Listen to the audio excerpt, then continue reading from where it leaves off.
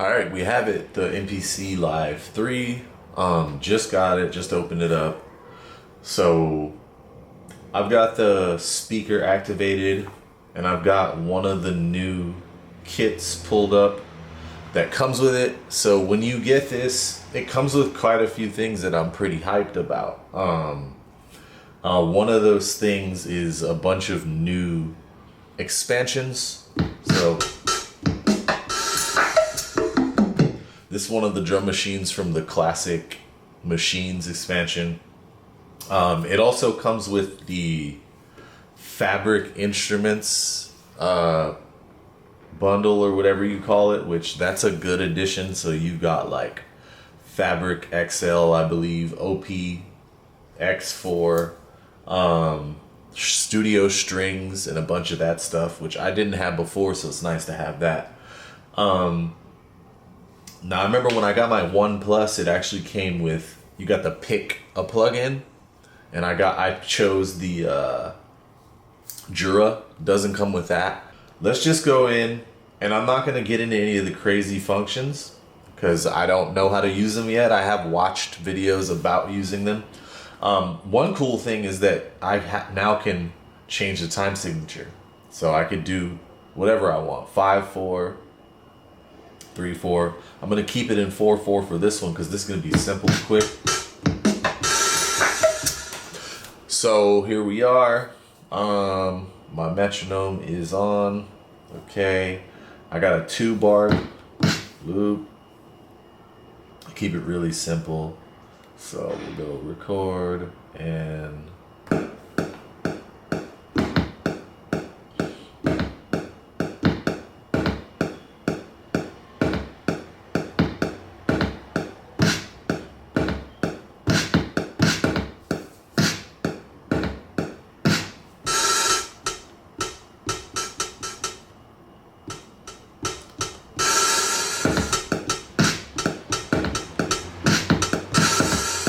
cool.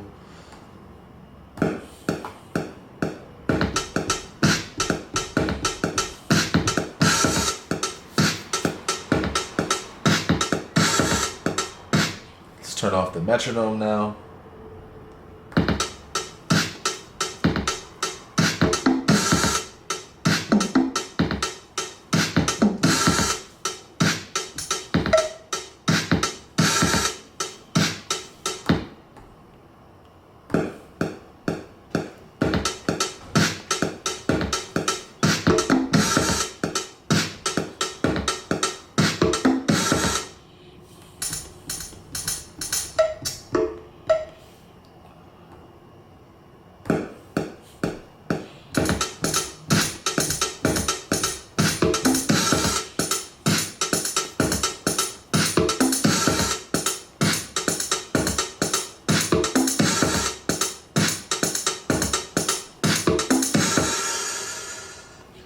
All right, I like that. Let's add a track.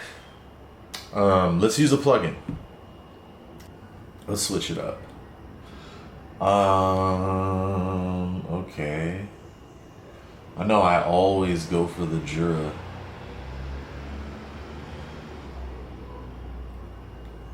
Let's go stage piano. There is a way for me to, oh, it's right here. So I'm in C major. Let's go to chords. All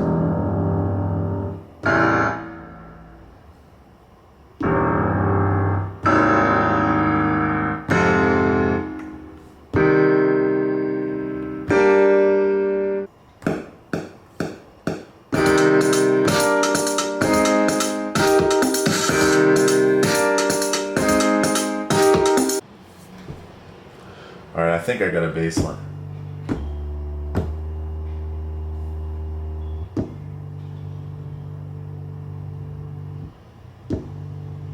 Not sure if you can hear that over this mic. Let me turn down this one. So.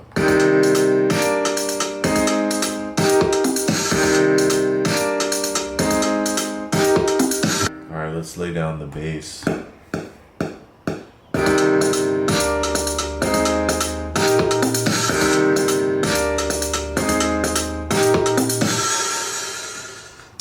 Cool, let's get some kind of melody going. All right. Close you, new track. I'm also gonna use a plugin. I don't want fabric. Let's use the Jura.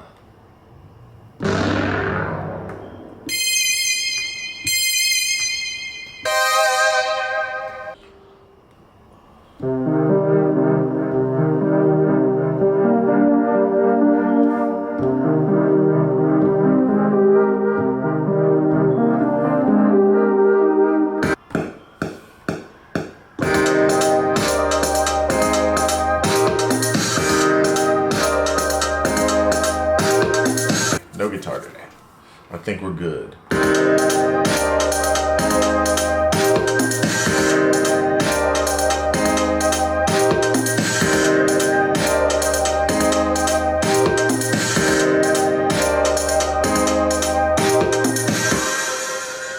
The main takeaways for this thing, like, first off, I want to talk about how it feels.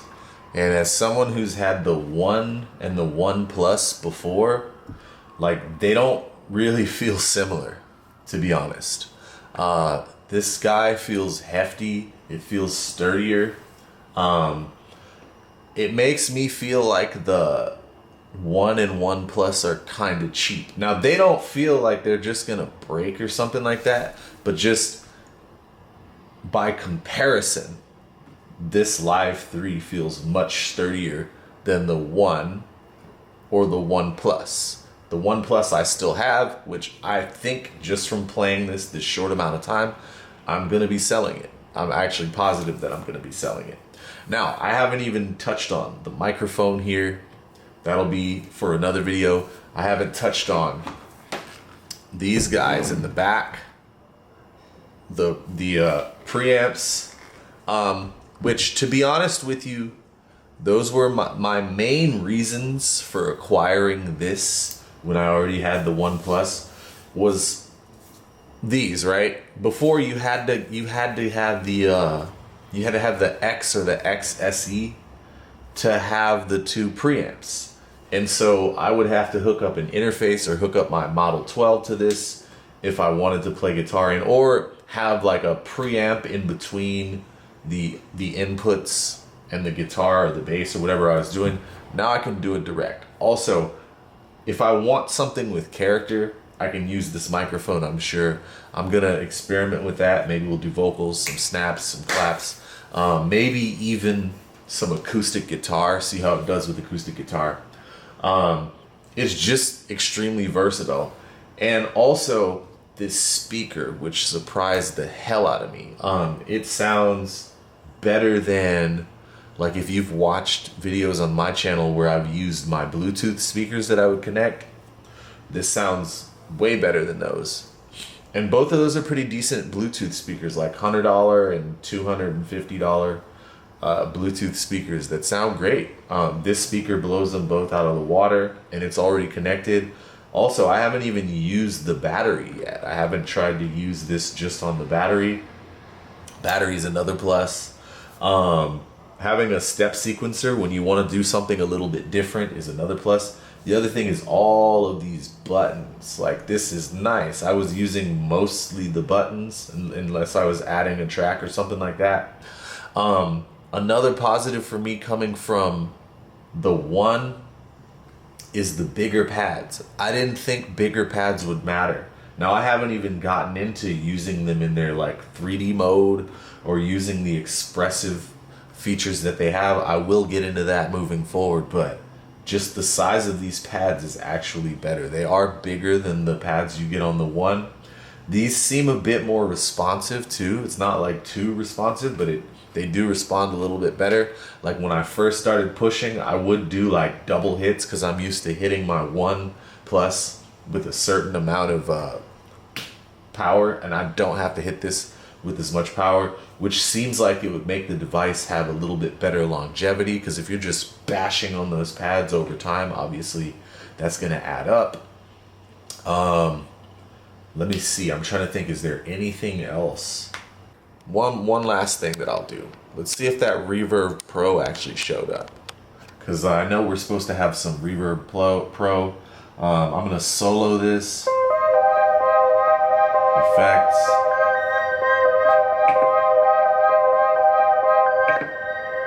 All right, Reverb Pro is in there.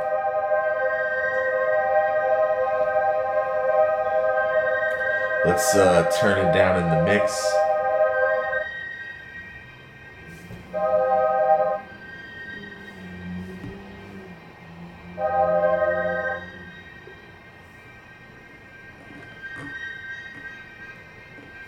So I'm gonna reset this.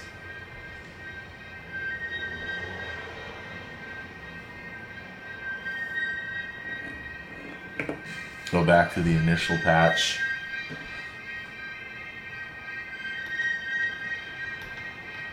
I don't know how the Q links are set up, but they seem to be working the EQ. Let's turn the mix down.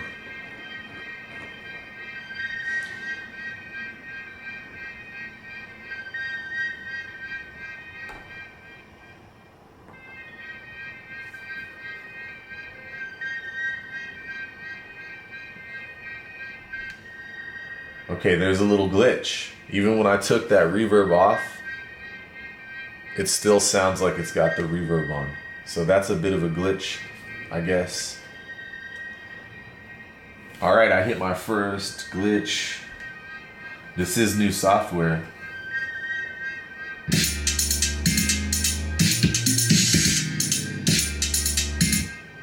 Yeah, everything.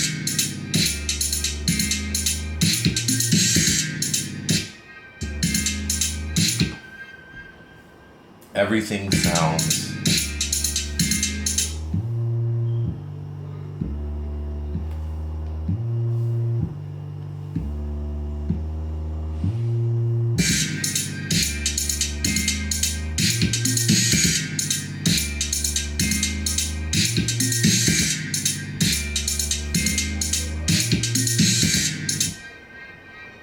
wow, yeah, that mucked up my that last melody pad, it mucked it up. So we just found a glitch. The Reverb Pro just ruined my last track. Now maybe I could have hit undo and fixed that. Hopefully I can go back. There we go. Okay, let's try that again.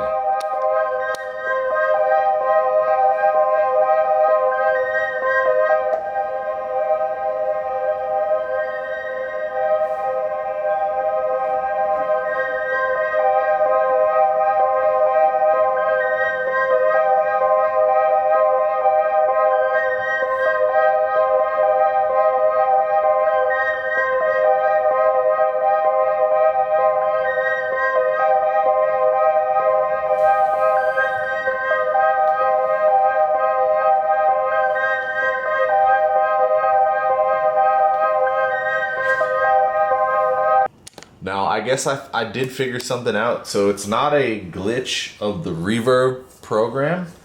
It's an issue where, let me go back to that plugin and go back to the effects. So when I'm in this reverb, right, typically, like if I tap on this, and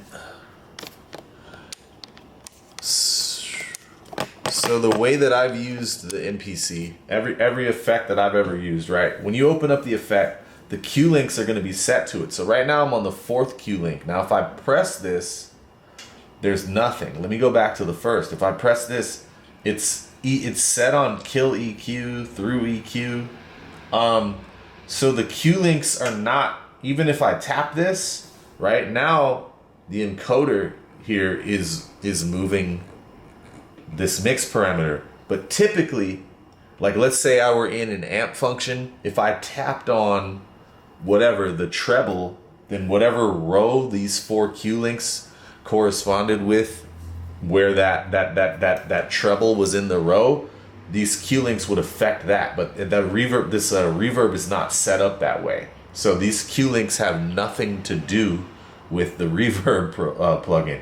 And I guess maybe that's something that they'll fix. Yeah, even when I go to the next page, early reflections, when I go to the tail, the Q links are still set to kill EQ.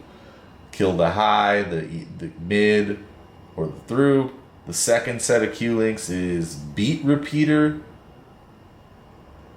So yeah, I'm not sure why that is. Perhaps that's like something that I haven't explored, but that's different and I don't like it. That's one thing that I don't like. Now maybe that's something that's going to be fixed moving forward in the firmware, but that's the first thing that I've experienced that I don't like on this thing. Other than that, everything was smooth. I know I made a really easy song, but it was just for the purposes of you know, getting some reps on this thing. So we'll make some more difficult things. I want to use the step sequencer. I want to use the clip launcher. But overall, I think that this thing is pretty rad. The issue with the plugin not routing to the Q links notwithstanding. Actually, before I go, this is the last thing I do, I promise. Let's go to the bass. And let's put a plugin on the bass line. And let's see if that's all of the plugins or if that's just a bug with the new plugin. So I'll go to harmonic. Let's go to air distortion. And hold on, let me solo this.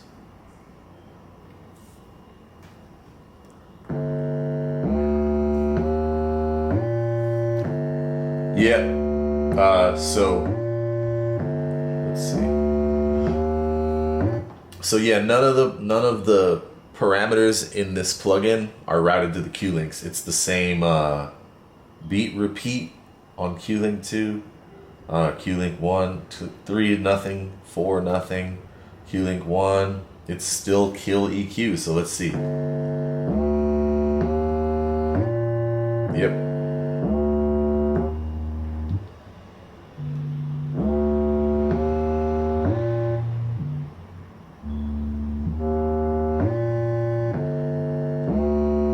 So it seems like what's happening is all of the plugins, no matter which plugin you use, I'm going to try another one just to be sure. I'll try dynamics. Let's try the compressor. All of the Q links seem to be routed to air kill EQ. So here we are. I'm in the compressor. Let's turn. I would like to turn the mix down. Yep. It's kill EQ still. I can touch it, change it with the encoder.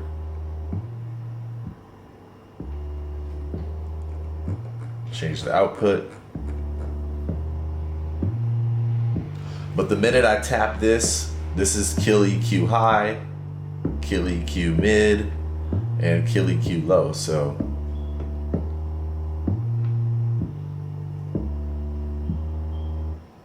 yeah.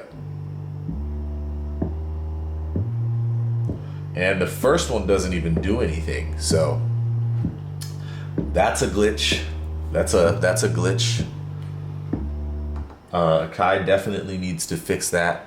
But other than that, everything's working just fine. I'm not even gonna save this project because I'm not gonna be doing anything with it at all. But overall, other than the Q links not routing, syncing up with the different plugins, or with the different effects, everything else seems good. So far so good. Give them a chance to work out the kinks because it is, you know, launch.